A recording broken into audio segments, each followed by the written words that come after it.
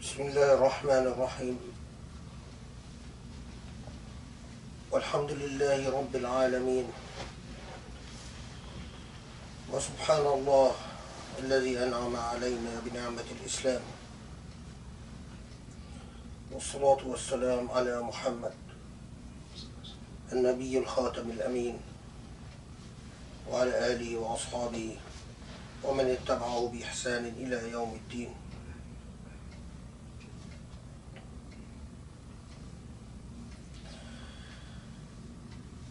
Subhanallah, Allah has gifted us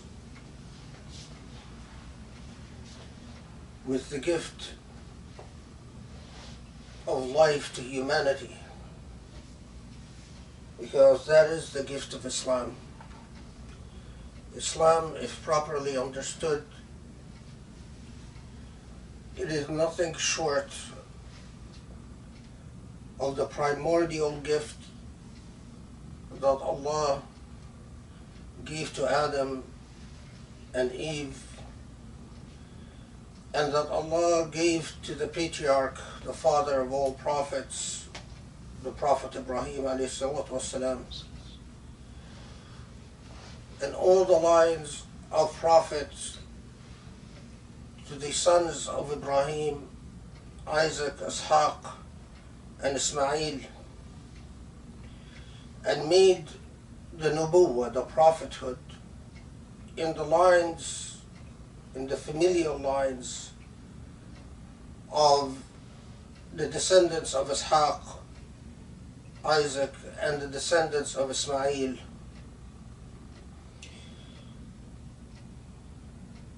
to culminate in the prophecy of Muhammad, the final prophet.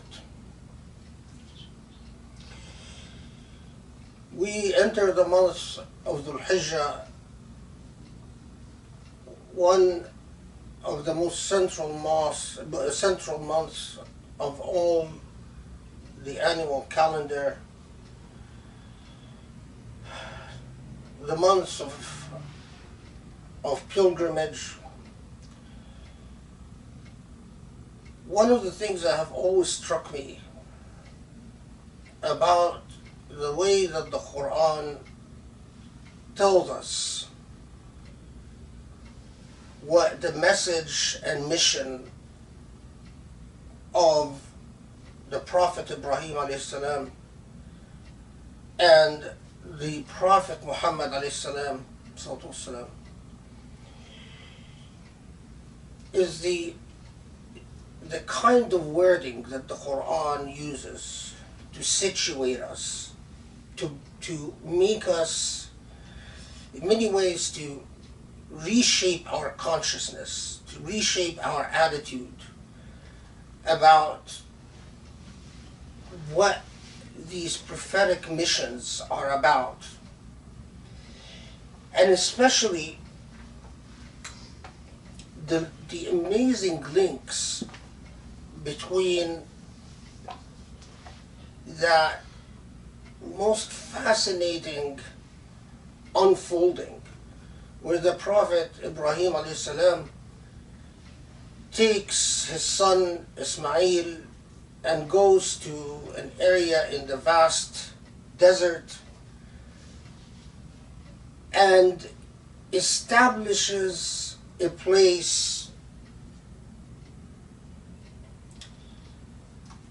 لإقامة ذكر الله. And my khutbah inshallah today will focus on this word iqama. So when Allah talks about the Prophet Ibrahim alayhi salam, it tells us in Surah Ibrahim that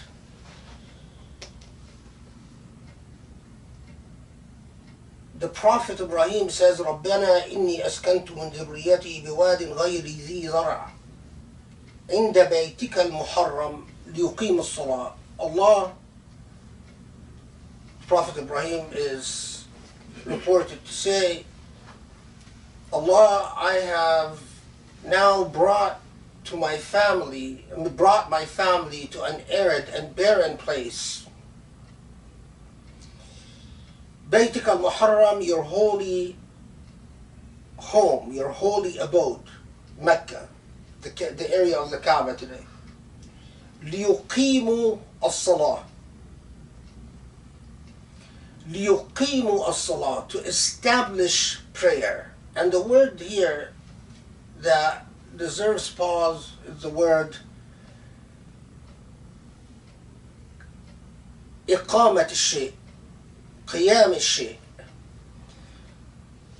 Now, it didn't say to pray, didn't say لِيُصَلُّوا. It didn't just say to pray, but it goes beyond that and it says to establish prayer. لِيُقِيمُوا الصَّلَاةِ. Similarly, again, on behalf of Ibrahim alayhi salam, when Allah says, رَبِّي اجْعَلْنِي مُقِيمَ الصَّلَاةِ وَمِنْ ذُرِّيَّتِي رَبَّنَا وَتَقَبَّلْ دُعَاء. Allah, make me among those who do what? يُقِيمُ الصَّلَاةِ, and accept my supplications. And in fact, when we ourselves pray, the proper way to refer to what we do is إقامة الصلاة. We do the act that I'm going to elaborate upon in a second of Qiyam الصلاة. We do this act of rising to prayer. Similarly, when Allah describes the legacy of the Prophet Ibrahim alayhi salam in Surah Al-Ma'idah, Allah says, جعل الله كعبة البيت الحرام قياما للناس. جعل الله الكعبة البيت الحرام قياما للناس.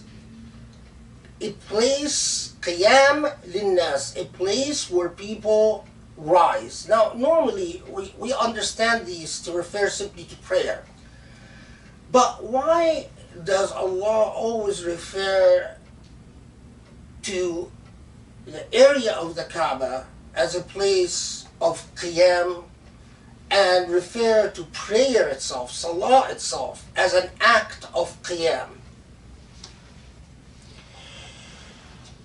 The examples of this are numerous. So even when Allah God refers to God's own past, God refers to it as وَإِنَّهَا بِسَبِيلٍ مُقِيمٍ, that it is a path where you do what? A muqim, and I'll elaborate on this. So what is that word, qiyam? When Allah exhorts us throughout the Quran, أَقِيمُوا الصَّلَاةَ وَآتُوا الزَّكَاةَ, repeatedly, Allah exhorted us to establish prayer. So what is qiyam? What is that word? The root word of it is qayyama, qima. From that same word is the root word for qawm, qiyam, qawman. The many derivations on the basic root of qaf ya mim, or qaf waw mim, depending on the tense that we're using. Now, literally, it means to stand up. And when we stand in prayer, we are in a state of iqama. So we say, aqim as-salah, rise up and establish prayer. And when you say, I stand up for prayer, you say, I'm going to start prayer, you say, qumtu lis-salah. The word that basic three-letter word that has various derivations that connote various meanings. All refer to the act of rising up, but not just rising up as in standing, but rising up full of vigor and life. Full of vigor and life. So from that is also derived the word Qiyam, which means values, or Qiyama, which means a value. So when we say the value of money, we say قيمة النقود. When we say قيم الشيء, value that something. When we say قوامون, we mean people who rise to take care of something, guardians of something. Why is the Kaaba described as a place of Qiyama? And why is prayer itself is described as an act of iqama? And why is the hereafter referred to by the word Qiyama? The final day we say the word Qiyama. Well, at the one level is because we all rise from our death to meet our Lord. But Qiyama has, and it explains these various permutations and connotations, is that it has a nuance to it.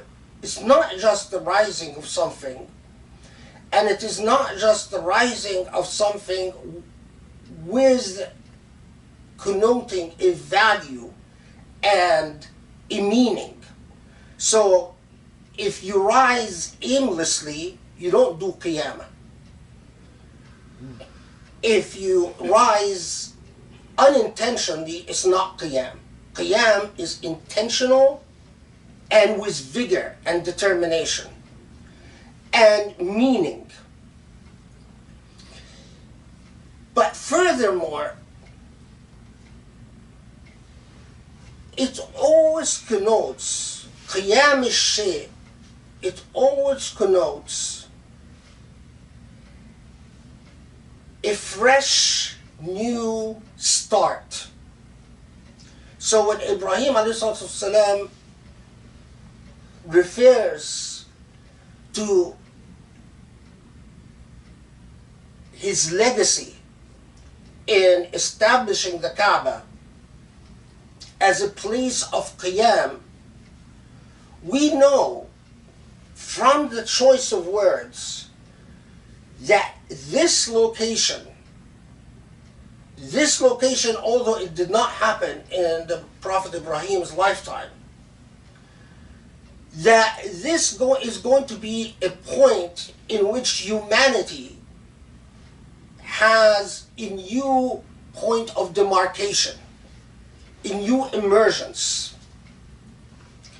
And in fact, when Allah tells us, وَأَقِيمُوا الصَّلَاةِ, Allah is saying for at least 5 times a day, you rise every time to establish a principle and to renew yourself, to affirm yourself in God's presence every time that you rise for prayer. We start prayer in standing up in a state of Qiyamah. So,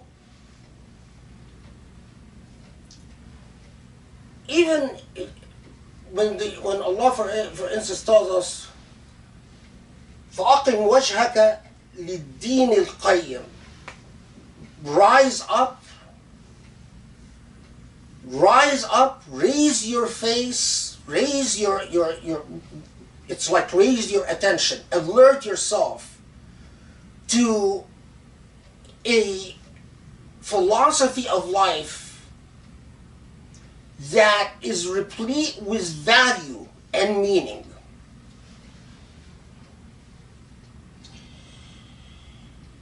The examples, again, Allah consistently describes the religion of Ibrahim and the religion of Islam as a deen al-qayyim, and exhorts us to rise, وَأَقِمْ وَجْهَكَ, elevate yourself, or وَأَقِيمُ الصَّلَاةِ, وَأَقِمْ الصَّلَاةِ. So what is this central theme that is all invoked by the word we often repeat until it has become so commonplace that we no longer reflect on it? That word iqama and qiyama. Even when we want to pray jumu'a, we say aqim as-salah. Salah, which is the backbone of Islam, the pillar of Islam,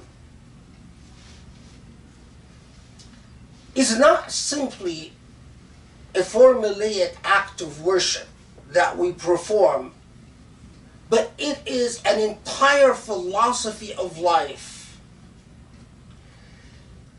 The reason it is described as the backbone of Islam is that without it, the entire philosophy upon which the Kaaba was founded, upon which the legacy of the Prophet Ibrahim ﷺ was founded, upon which the legacy of the Prophet Muhammad ﷺ was founded, would mean nothing.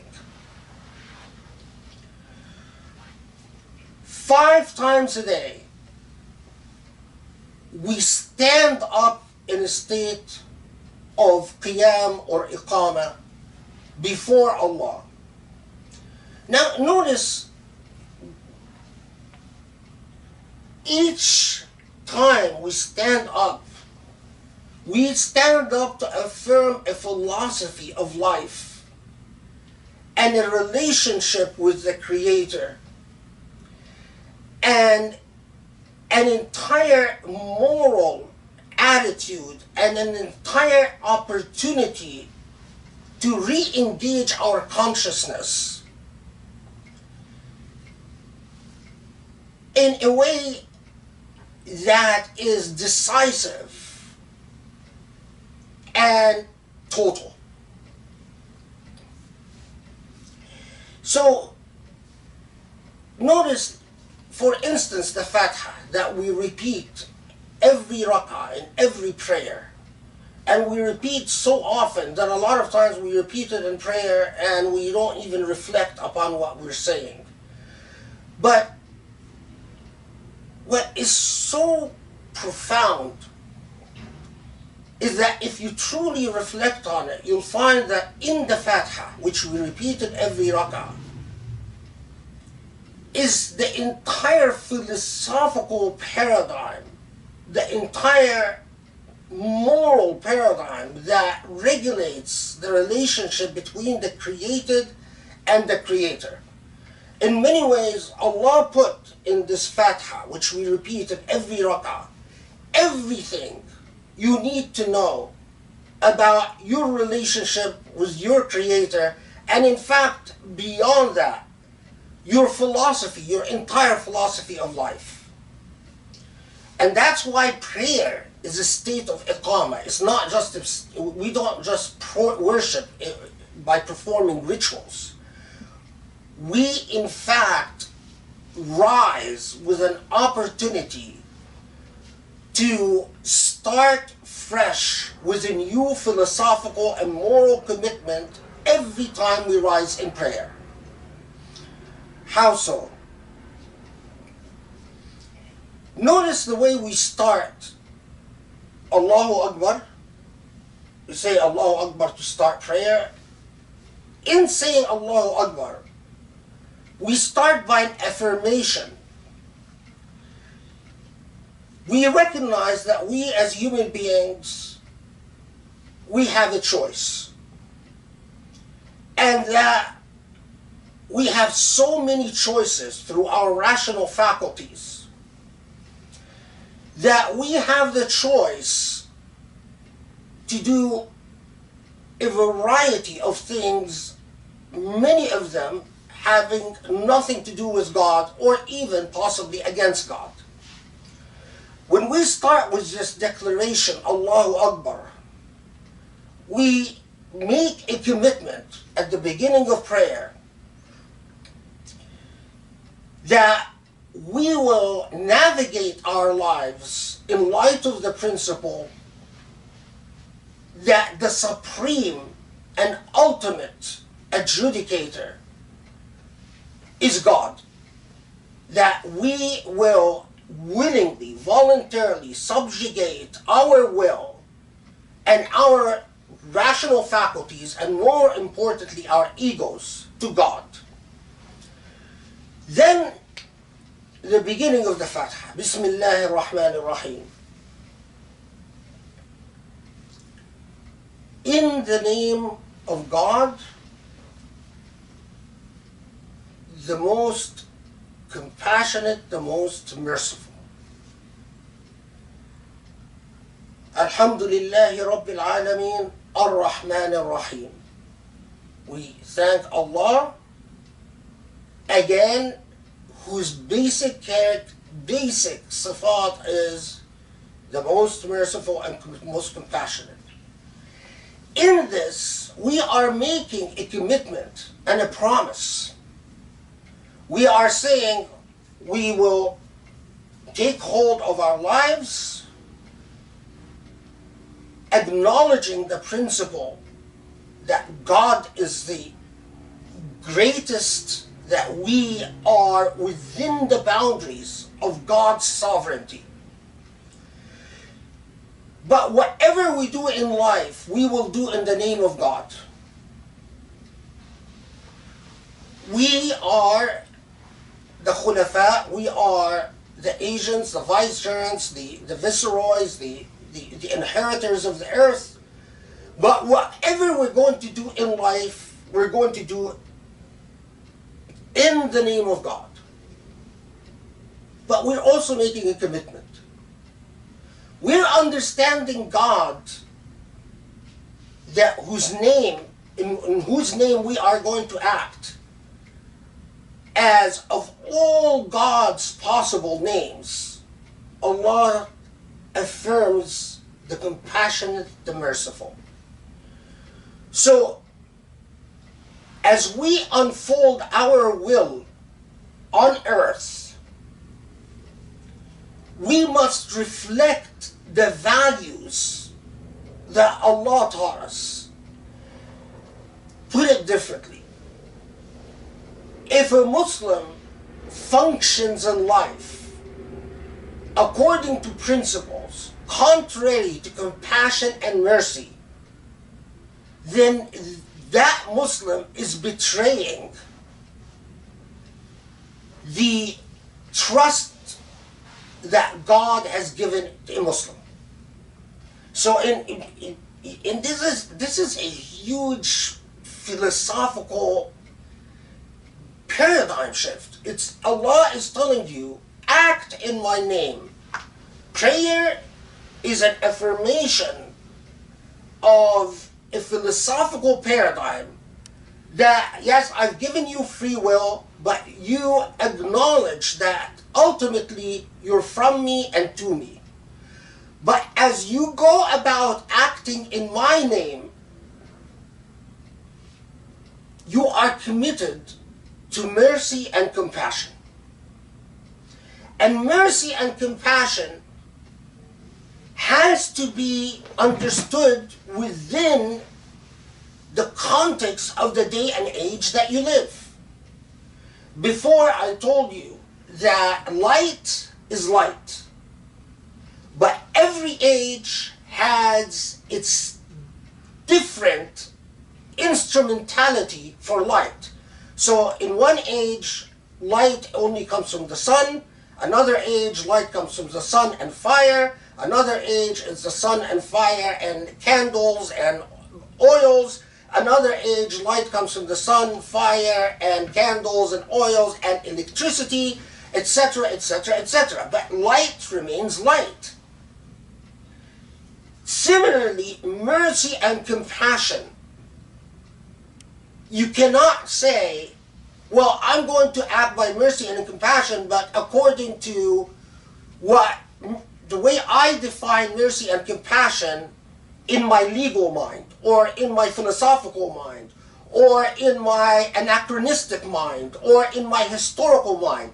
Mercy and compassion has to make sense to the historical moment in which you live. Otherwise, you're misrepresenting God. If your acts don't strike people as merciful and compassionate, then that thing where you started out by saying Bismillah ar-Rahman ar-Rahim, in the name of Allah, in the name of God, then you've effectively failed as an agent on behalf of that who gave you your agency. Remember that the concept of khulafa, of agents of God, and every time you stand in prayer and you say Allahu Akbar, you are affirming, I know that I am your agent God. And in prayer, I start out by affirming that what I do in this life, I'm doing in your name. But then what do you reflect?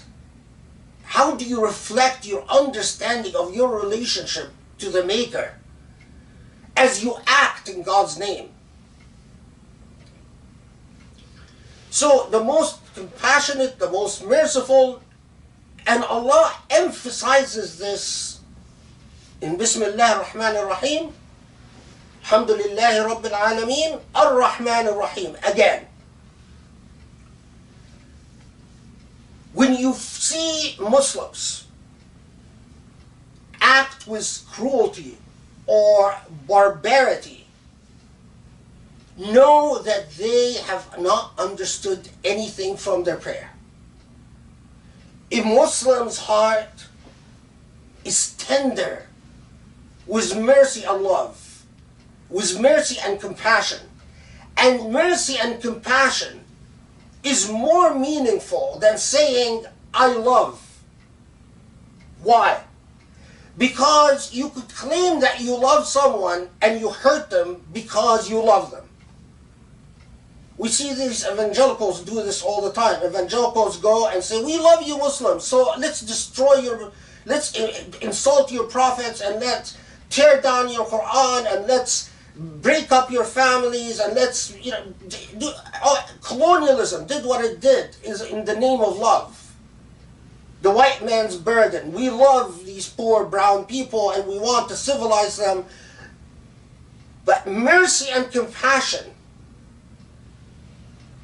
is desiring for the other what you desire for yourself, not as a future act to unfold, but in the here and now. So in other words, it's not that, well, I am educated, so I'm going to force you to go to school, so in the future you could be with me. No, I treat you as I want to be treated this minute. That's a heart of mercy and compassion. It doesn't look to philosophical justice, but looks to virtue, the act of elevating suffering and removing suffering in the here and now. That's an important philosophical difference between love, justice, mercy, and compassion. If you're given a choice and you want to make sure you secure a benefit, you would choose mercy and compassion because it's deliverable right now, not sometime in the future on the premise or presumption of some promised benefit that will come later. Then, اهدنا الصراط المستقيم. إياك نعبد وإياك نستعين اهدنا الصراط المستقيم. After you affirm that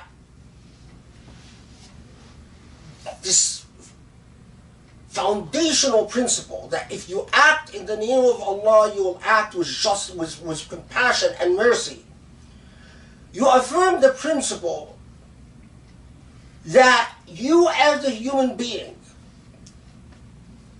as you steer through the philosophies of life and burdens of life, you look to God for who you worship and who you seek help and refuge from.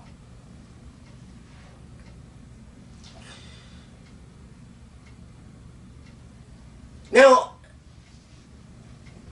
this is affirmed further when you say, اهدنا الصراط المستقيم. Guide me to the path. Now here's the issue of the path. In the day and age we live in,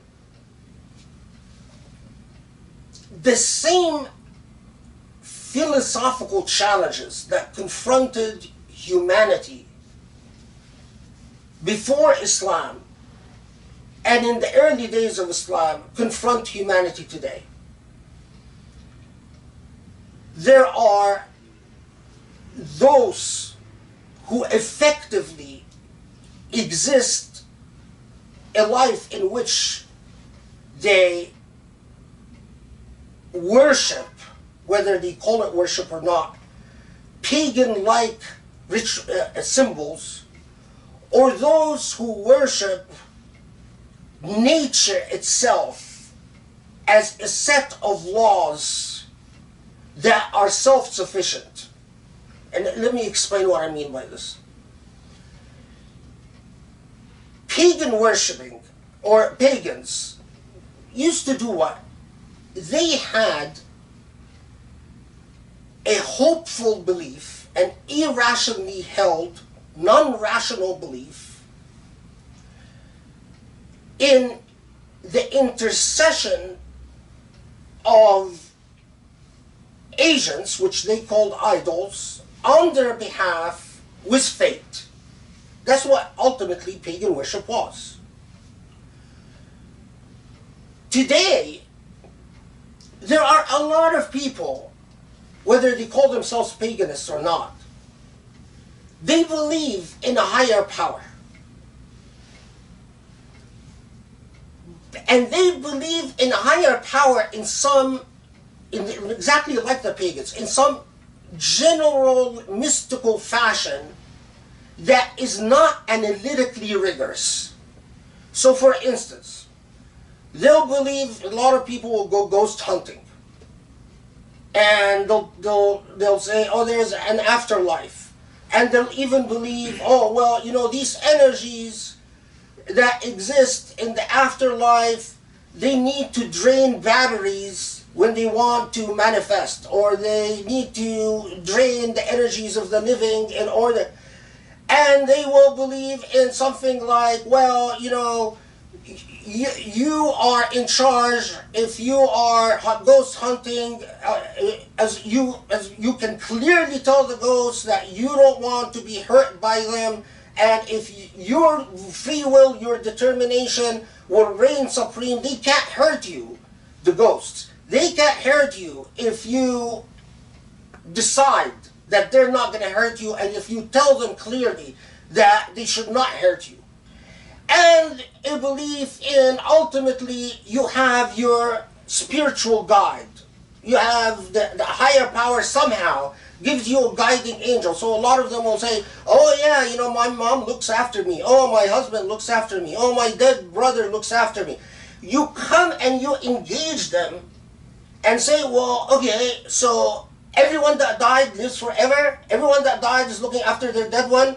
Well, does it make a difference whether they were good or bad? Well, if it does this mean there's hellfire, there's heaven? Is there accountability? You will not find systematic and thorough responses to any of these questions. Their belief system is a hodgepodge of spiritualism that is mystical in nature because it requires leap of faith after leap of faith after leap of faith but it doesn't gel together in a coherent vision. So they might believe in karma. They'll tell you, oh, bad karma, good karma. Okay, well, who controls the karma? Does this mean that there is a God? Does this mean there's accountability? Well, no, it just works. It's just out there in nature. Exactly like the pagans, who believed that the idols somehow, mystically, miraculously. There was a second group of people. Those who worship the laws of nature, like those who worship the sun, or those who worship particular animals, or those who worship the rivers, or those who worship the oceans. They worship nature as nature because they were so fascinated by the laws of nature and elevated the laws of nature into their own deity. These people remind me of the atheists today, who believe that there's nothing in the world by the laws of scientific causation, and science is their God. Material, empirical sciences is their God. And they somehow believe that all these cold, scientifically, empirically based laws of nature function the way they function just because they do function that way, and will ever function that way, and will always remain to function that way. And they rely on that so much so that whatever moral virtues or morality they believe in comes simply out of sheer pragmatism and sheer necessity. So in other words, they say, well, you know, these are the laws of nature. There's no God. There's no real regulator of this universe. But so where do we get our laws? Well, we get our laws simply because people agree that these are the laws. And there's nothing beyond that. The similarities between them and the people of old who used to worship hardcore laws of nature, symbolized by the sun or symbolized by the moon or symbolized whatever they used to elevate, what element, or those who worship fire or those who worship water, whatever. The same type of philosophical orientation. Now take a Muslim, when a Muslim says, Ihdina as-sirat al-mustaqim, guide me to the straight path. The path, not of irrational mysticism, the voodoo type believers, the paganist type believers who believe in loose mysticism and a higher power, but ultimately no concrete philosophical vision, and the path of what we today call the materialists, what in the past were the naturists. The path of those who believe that nature, Mother Nature, whatever that particular element of nature they deified, is independent and supreme. So you are, the affirmative prayer that you make to Allah is that straight path, to keep you on that straight path. And to be on that straight path, the path of recognizing that there is an owner to this world. There is a Malik Yawmiddin. There is a Lord of the world. And that your intellect and your heart is subject to the Lord. And your aspiration to make your intellect and your ego subject to that Lord. And that the path of that Lord is a path of mercy and compassion. And that you are seeking, you plead with Allah to maintain you on a path that is often difficult because the temptations, the temptations of philosophical confusion,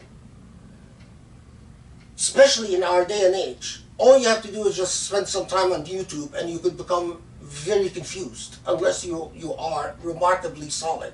because every idiot now has access to post whatever idiocy they wish on YouTube. And in my view, you should deal with YouTube, or not just YouTube, but the net generally. The same way when the Prophet ﷺ would tell us, "Ghuddul basar," lower your gaze. In the old days, you could walk in the street, and if you see something tempting, you lower your gaze. In our day and age, lowering the gaze means don't click on things on the net. That would be the equivalent of, in the old days, of gawking and staring at things you shouldn't be staring at. If you click on sites, and I don't just mean pornographic sites, I mean sites that will pollute your inner spirit and your intellect. It doesn't have to be pornography, because there's intellectual pornography. When any idiot who has not gone through a process of vetting, no intellectual credentials, no process of, it just gets to, and our nature as human beings, in the same way that if we're in the street, what would normally catch our attention? It's the crazy people on the street, naked people on the street, obscene people on the street. These are the people where require you to lower your gaze the most, right? If you're on the street and someone is running around naked, that's the person you want to stare at. But that's when also you need to lower your gaze. The same thing on today's net. Who's going to grab your attention? It's the most scandalous, it's the most entertaining, it's the most funny, it's the most loud, it's the most obnoxious. That's when the Sirat al-Mustaqim needs to kick in. That's when you need to lower your gaze by saying, you know, I don't need, and that's really the true meaning of fitna. It's not whether, you know, a woman is in a mosque and covering her hair or not. That is nothing compared to the fitna that happens on the net. When you click on some moron who is spewing stuff, you know, you have, in order to, you know, things, there are people like that say horrible things about the Prophet Muhammad, and in order to sit there and try to verify what they're saying, or even to respond, or it will take you hours, and hours in your life that you don't have. So what do you normally do? You normally just listen to it, and then it bothers you. And although you might tell yourself, well, oh, this is nonsense, but it still eats away at your heart like a demon. Exactly like seeing a naked person and walking around in the street. Although at the time you might look and pretend like it didn't affect you, later on in your life, the imagery and the images stay with you. So when Allah tells you, Ihdina Sirat al-Mustaqim, guide us to the straight path, that is an affirmation of a commitment that you will struggle to keep your intellect and your heart pure, that you undertake at least 5 times. And that is why Allah then goes on to say, well, who are those people on the straight path? وَلَضَّالِّينَ, those who have not gone astray, and those who have not earned God's alienation and wrath. You're not going to earn God's wrath by doing small mistakes, but you are going to earn God's wrath by veering off the straight path, by allowing the pollution of your mind, where Allah becomes sort of just a higher power, not the Lord of the heavens and the earth, where the belief that of the final day and final accountability and the final justice is not firm and clear in your heart. You will earn Allah's wrath if you yourself don't conduct yourself with mercy and compassion. Why? Because you think you're implementing the law, or you think that you're implementing text, or you think that you are upholding this or that, or obeying a boss or a king or a president or whatever. The Fatiha, Allah gave us everything. And that is why, gave us the key to life. And that is why Ibrahim, alayhi salatu wasalam, the Prophet Ibrahim, when he directed us to Mecca, when he set the foundations for Mecca, Mecca was an affirmation of a philosophy of life to humanity. And the Prophet Muhammad ﷺ came and affirmed the same philosophy again, like all the prophets, to humanity. An affirmation that is encapsulated in the 5 prayers, iqamat as-salah. Every time we stand and say, Allahu Akbar, God is greater, greater than my ego, greater than my desires, greater than my intellectual journeys and fantasies, greater than kings, greater than rulers, greater than philosophies. I commit myself to the principle of God's lordship. And I live my life in God's name. And when I act in God's name, I act with mercy and compassion towards all. And I worship only God, and I seek the assistance of God.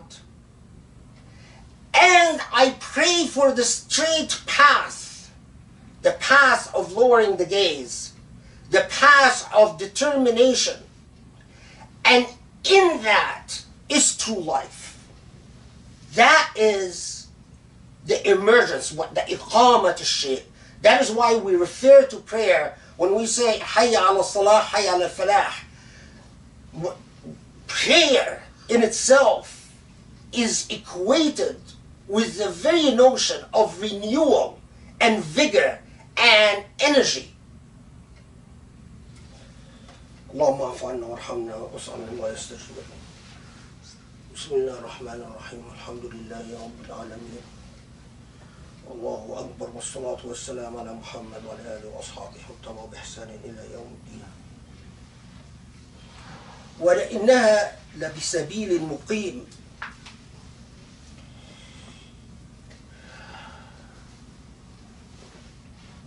Muqim, something, a path that will grant you, will gift you an energy for life itself. Prayer. The reason it is described as the backbone of Islam, Amud al-Islam,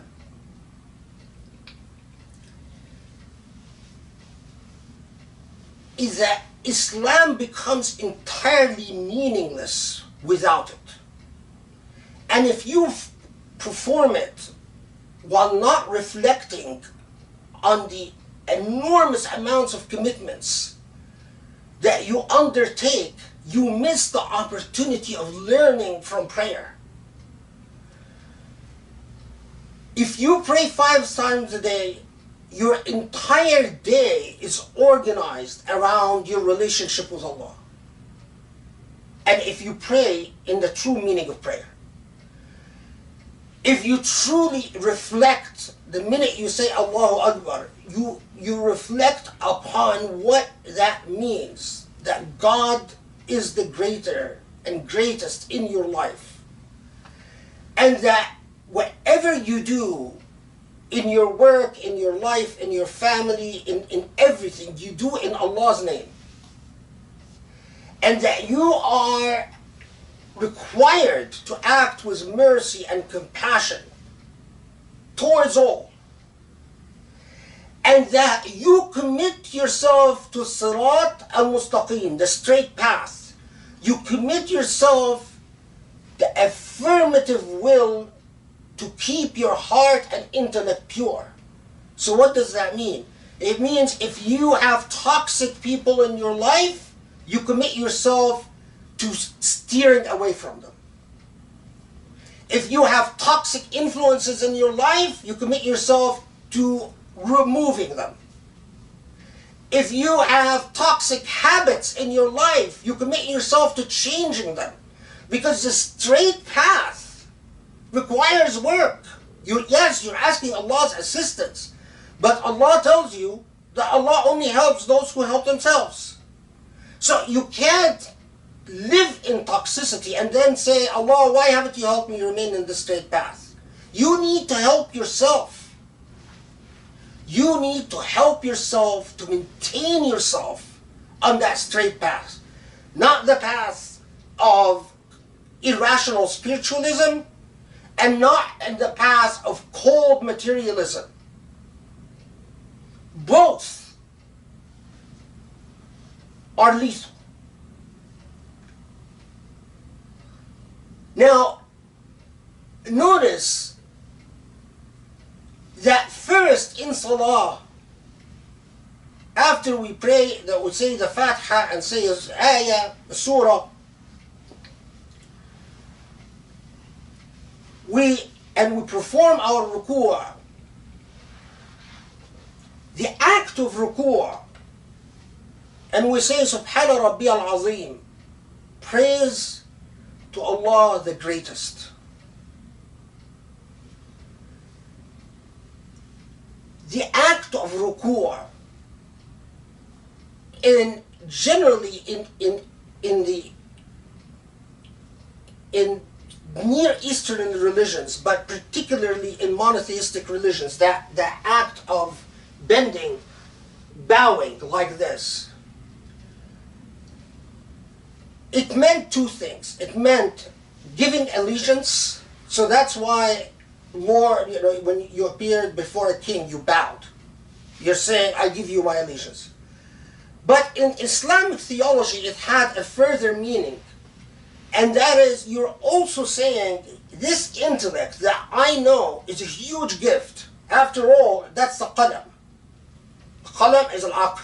And Allah gave the aql, which is the greatest gift of all. But I know that the aql could lead me into a lot of trouble. And so I am symbolically affirming that I will utilize this aql with the acknowledgement of your supremacy and your sovereignty, God. That's the ruku'. And that is why we rise after the ruku' and after say, Subhana Rabbi al-Azim, Allah the Great. We affirm before the total immersion and subjugation in sujood, we say, Sama Allah al-Muhammadah. Allah listens to those who acknowledge Allah. Rabbana wa lakal hamd. So we do Qiyam again, we rise up again, preparing for the ultimate act of saying our heart and our mind and our entire body is subjugated to you, Allah. And that's the act of sujood. We could go on with the Salah Ibrahimiyya and the various meanings, but that is not the main point. The main point is that Islam without Salah is empty, meaningless. When you find people say, oh yes, I'm a Muslim, but they don't pray. You know, of course, in terms of their accountability in the hereafter, that's to Allah. But theologically, philosophically, I don't know what that means. Salah is what gives meaning to what Islam is. And Islam is a commitment not to die. It's a commitment to live life exercising the power of agency that Allah gave you on this earth. You are so important that Allah gave you this power of attorney, this khilafah, to act on behalf of Allah in the name of Allah. If you want to discharge it, act with mercy and compassion towards everything. Last khutbah, I gave the example of these Syrians who save orphans and save animals, cats and dogs. Look at the way they understood Ar-Rahman Ar-Rahim, unfolding mercy. If you unfold cruelty and bloodshed and pain and agony, then Ar-Rahman Ar-Rahim doesn't mean anything to you.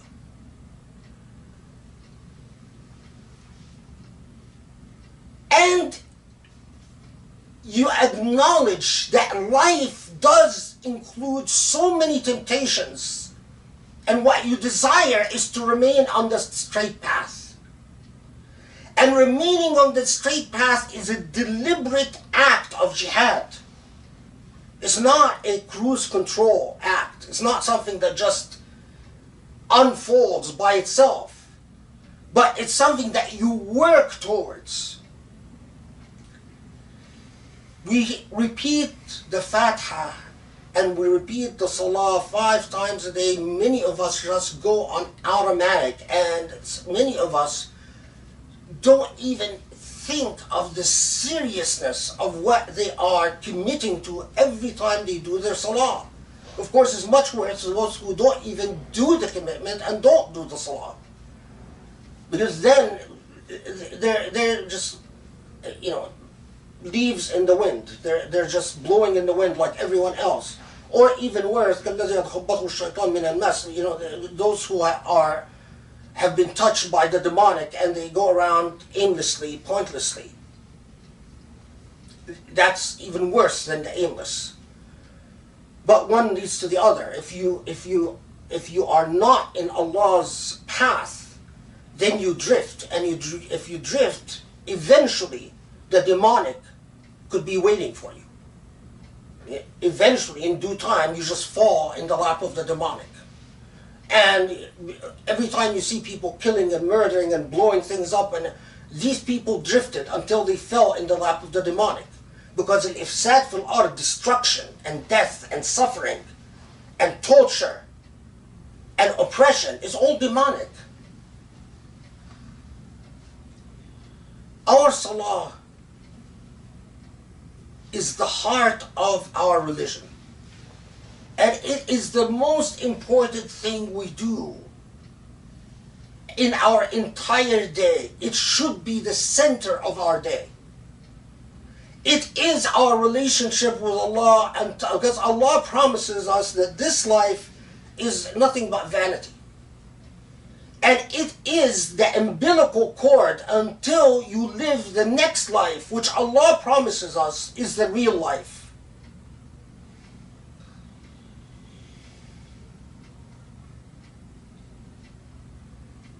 Remember that Islam, iqamat as-salah, established an entire civilization. The civilization of Muslims. Wherever you go where Islam has built the civilization, the earmark of it is what? Mosques, adhan, and salah. That's like the symbol. And the same thing like in Christianity, it's the cross. In Islam, it's the adhan and the salah. And people who understood or who had the salah impact their life and their spirit transformed the world. Like a lot of people before us, like a lot of nations before us, Muslims have lost the passion that salah is supposed to ignite in them. And I don't think that Allah will grace us with the blessings that we desire until we reflect once again of this commitment, this essential component that we undertake in iqama, in the renewal of the principle of life itself, in إقامة الصلاة. اللهم اعف عنا واغفر لنا وارحمنا واجعلنا من المحسنين المصلحين يا رب العالمين. Allah, forgive our sins. Allah, grant us your guidance. Allah, make us your true agents on the straight path in compassion and mercy, Ya Allah. Wa aqim as-salah.